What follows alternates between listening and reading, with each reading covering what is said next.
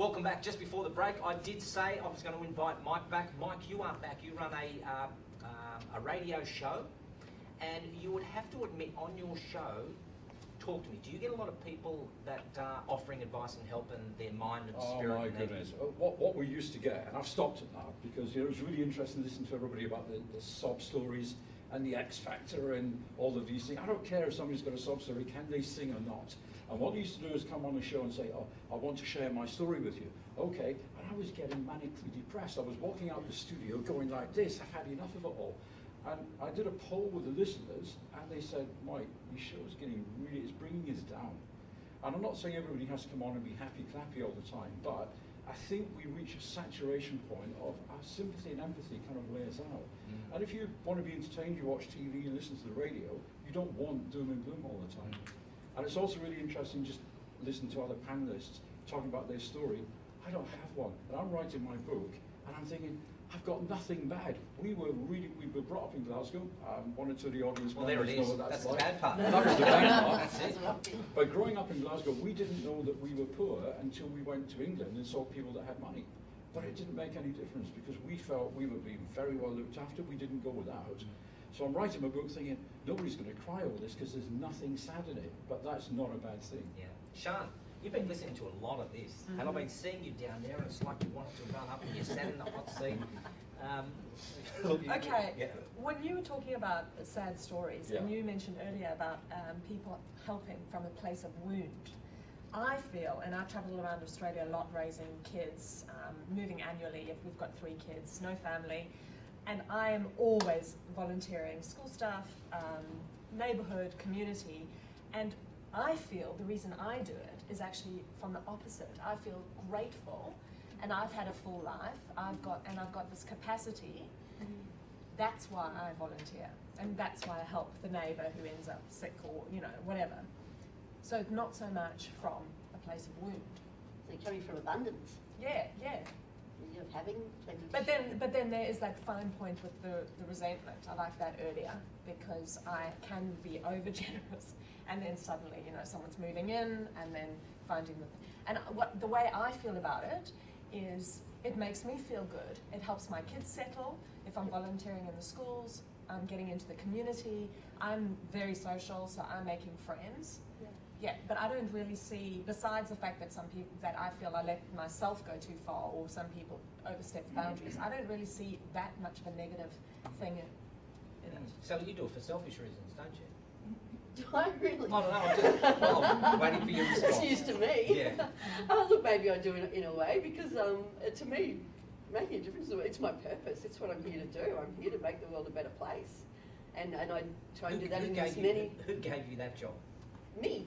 Right. But it's kind of like, yeah. it's almost like I don't have a choice. It just hit me. Yes. It just hit me one day. And maybe that is selfish. Yeah. Because you're just drawn. Like, I can't. Yeah. I have to stop myself. And I was telling Laura the other day, like, it's the beginning of school term, and I have to stop myself from helping the person across the street or helping at school. I have to, I'm compelled to. Yeah. But again, I try to wait till I ask for things like that. But seriously, you're there, and I think it's such an admirable thing that people that want to save, have world peace and stop the children from starving and do those wonderful, admirable things. But what do you get out of it? Just exactly that, helping make a difference, knowing that someone, I'm going to start with the business I have, it's fair trade. So the fact that I have a fair trade business and I buy from people in developing countries, and there's families that they can have dinner, they have food on their table, and their children go to school, which actually education is a really big thing in helping break the cycle of poverty. That is a great thing, and that's my core business. I make money out of that too. But I worked in more corporate things. I was sick of making the rich guys richer, and it was soulless for me. So this is far less lucrative, believe me. But it's for me, I feel a lot So I better. have a question. Yes. Because I'm fine to do things for free. And I had do a a lot corporate, for free. I had a corporate background, and maybe a question for you. I had a corporate background, and and then started this travel with the family, and I volunteer, and I massage, and I do yoga classes. A lot of it is for free, very little for money. When it comes to now wanting to build a business, I feel uncomfortable, we're stopping moving, I'm comfortable about helping other people because it feels like such a natural spiritual thing, and asking money for it. And I just block myself, and I just give away my time, my energy. Many do. Yeah, I completely understand. Many do. Yeah. Many do. The souls, sorry, style, you need a bit of help.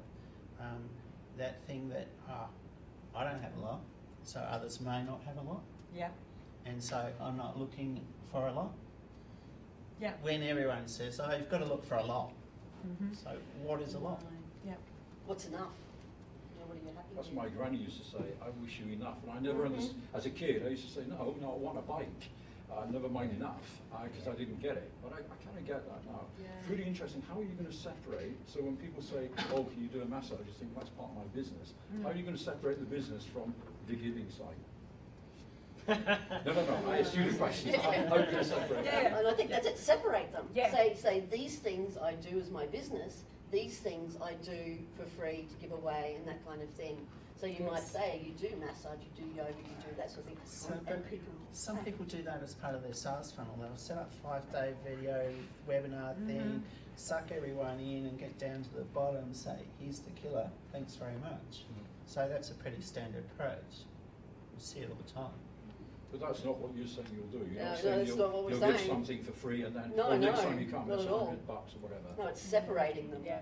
From the start. Don't you just ask the question? So if somebody said to me, Gerald, I'd love you to help me with some video or with yourself, don't you ask the question, is this a freebie or am I invoicing you?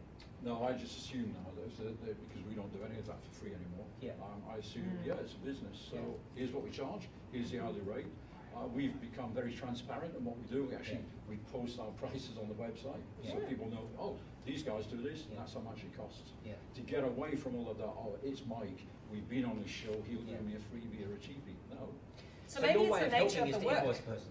Absolutely. Good. Okay, just want that. Yeah, straight. So not We're only running a that, business. in a business. invoicing people, you go and ask people about what's your budget, and they come up and they go, oh, I've got to have a budget, you know, expecting I do know. Yes, I know. And so that becomes a real issue. Yeah. So, Jeff, you've been listening to all this, and I have. I've been seeing you down there, and He's got people notes. whispering. Yeah, I hate a person with. I love a person with notes. He's got What's notes. your take on this? Final take. Well, what's happening is, firstly, you're saying that helping is bad. Who said that? I don't think you're saying that. That's the undertone that's come through with what people have been talking about. It's a case of Okay. Yeah. why do we feel the need to help? So there's been a lot of talk about the need to help, very little talk about feeling the need to help. And what happens is when you feel the need to help, if you're feeling something, if you've got to try and get in there, I'm compelled to do this, this is what I really want to do. So what you've had is value shift. Your values were aligned with this, making money, doing this, being that. Your values are now aligned with this, being this. So you can't pull those two values together because they don't correlate. So you're going to have to say, I'm going to do this for money and this for free. Yeah. And keep your values together. So if you look at our sense of values is like a globe of the earth. You can't look at every country at once. So you can't express every value at once. Every value you hold can be expressed at a different time. Doesn't mean you don't have that value anymore. It just means that currently I need to focus on this value, which is the value of giving. Now I need to focus on this value, which is the value of making money and being worth my time. So when you start giving away your values, you start devaluing yourself, which is business do it all the time. That's what they talk about. So what I've seen a lot of is that the undertone is that that helping becomes a negative thing. So if we didn't have helping, we wouldn't have nurses, we wouldn't have teachers, we wouldn't have firemen, we would have none of us sitting here because we're all helping in some degree to somebody. But they get paid for it. Nurses. Oh, I'm pretty sure nurses, Jenny does a lot for free. Nurses, firemen, police. But you don't go into those without having some draw to it, right? You don't go, I'm going to make $1 million being a copper.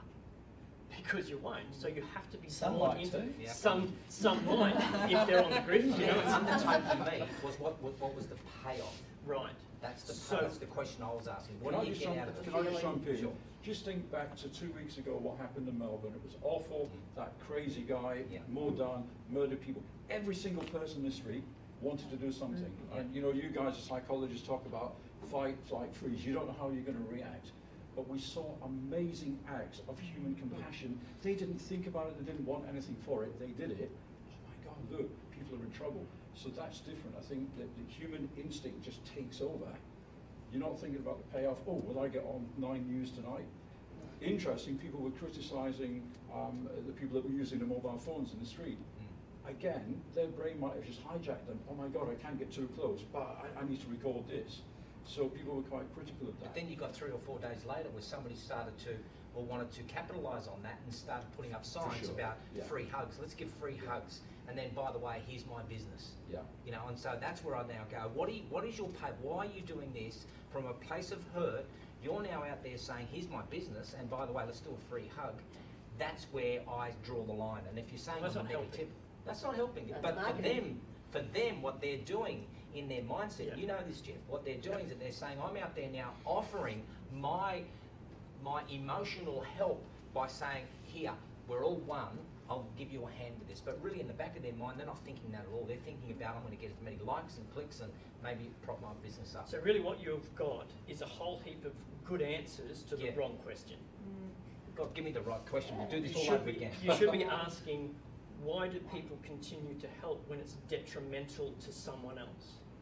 So why am I helping when you've said, no, I've had enough help, I don't need any help now, yet I feel compelled to continue to help. That's So good. when you've got a compulsion to help, or a compulsion that I want to go out there and do this and make money out of it, that's someone's actually now, it's not about helping now, it's about, we all say selfish, but selfish isn't bad. Selfish, if we weren't selfish, then we wouldn't be doing half this stuff. So, so it's not about good or bad. It's about that this person wants to be out there and they want to make money off this. So they're seeing an opportunity, of course, and they're using it. So you're really looking at when does helping get to a point where it's detrimental to both the person that's helping and the helpee. That's when that's where you've got to be asking what's going on there. And the thing is that we've had something like, I don't know, when you look at the collective experience around this room here, we've probably got 500-600 years of, you know, great knowledge of resources out here. And what I wanted to do was just raise the question, and this, you know, this will continue. As soon as we shut the cameras down, I'm sure that this will continue on.